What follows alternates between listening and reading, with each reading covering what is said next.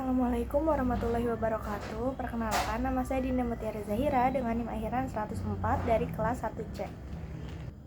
Pada video UAS kali ini, saya membawakan tema mengenai nepotisme dalam pemerintahan, tantangan etika, dan solusi untuk meningkatkan integritas.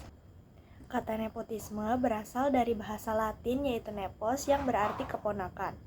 Istilah tersebut pertama kali digunakan dalam konteks Gereja Katolik Roma pada abad pertengahan, yang dimana para paus sering mengangkat anggota keluarga mereka ke posisi-posisi tinggi dalam gereja tersebut, meskipun mereka tidak memiliki kompetensi yang diperlukan. Seiring berjalannya waktu, praktik nepotisme mulai menyebar ke dunia politik dan pemerintahan di berbagai negara. Kemudian, pada masa Orde Baru, banyak posisi penting yang dipegang oleh anggota keluarga dan kerabat dekat Presiden Soeharto, sehingga menciptakan sistem patronase yang sulit ditembus oleh pihak lain. Meskipun reformasi telah terjadi sejak 1998, namun praktek nepotisme ini masih terjadi di berbagai sektor pemerintahan dan politik, meskipun dalam bentuk yang lebih tersembunyi. Praktik nepotisme ini dapat memiliki banyak dampak negatif yang akan timbul dalam pemerintahan. Yang pertama yaitu penurunan kualitas pelayanan publik.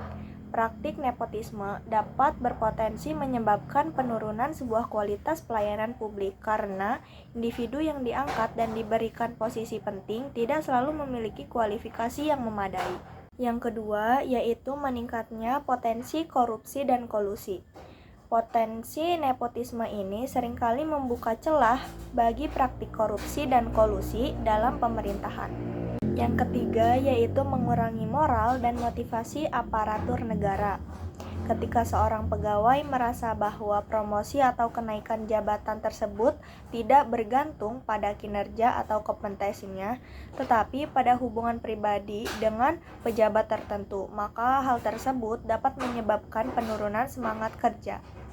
Yang keempat yaitu merusak kepercayaan publik terhadap pemerintah. Praktik nepotisme ini akan merusak kepercayaan tersebut karena masyarakat merasa bahwa keputusan-keputusan yang telah diambil lebih didasarkan pada kepentingan kelompok atau individu tertentu, bukan pada kepentingan rakyat. Selanjutnya, dalam perspektif etika pemerintahan, nepotisme ini sangat bertentangan dengan beberapa prinsip dasar yang harus dijaga oleh pejabat publik, yaitu keadilan, transparansi, dan akuntabilitas.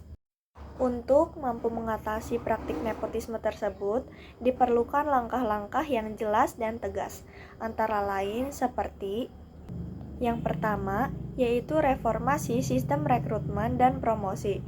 Proses rekrutmen dan promosi di pemerintahan harus dilakukan dengan lebih transparan dan objektif. Yang kedua, yaitu penguatan regulasi dan penegakan hukum.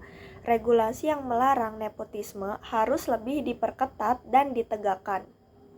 Yang ketiga, yaitu peningkatan partisipasi masyarakat. Masyarakat harus dilibatkan dalam proses pengawasan pemerintahan. Contoh kasusnya yaitu kasus nepotisme di pemerintahan Kota Medan tahun 2023.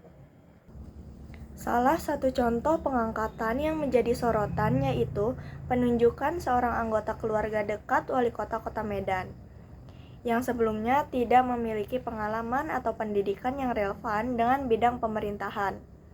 Namun, diangkat menjadi kepala dinas di sebuah instansi yang sangat strategis.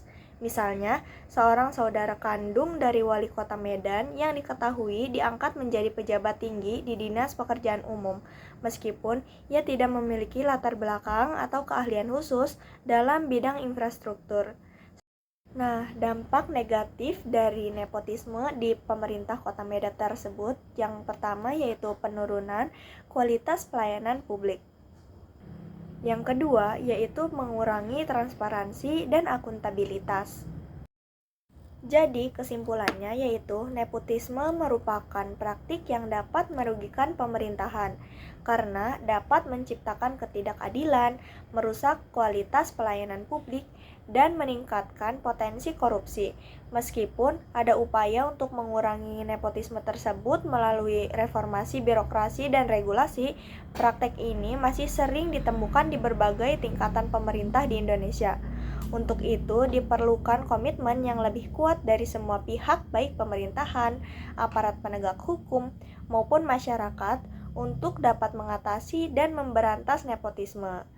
Hanya dengan menciptakan sistem yang berbasis pada meritokrasi, transparansi, dan akuntabilitas, pemerintahan yang bersih dan efektif dapat terwujud. Sekian, wassalamualaikum warahmatullahi wabarakatuh.